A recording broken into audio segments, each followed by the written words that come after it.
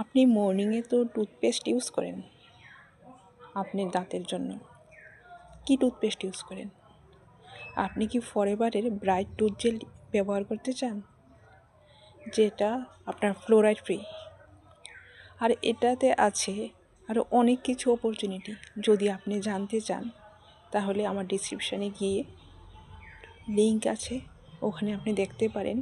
Forever bright tooth jail যেমনই আছে fluoride free, তেমনই আছে একটা অসাধারণ অপরচুনিটি।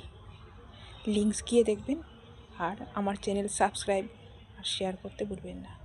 Thank you.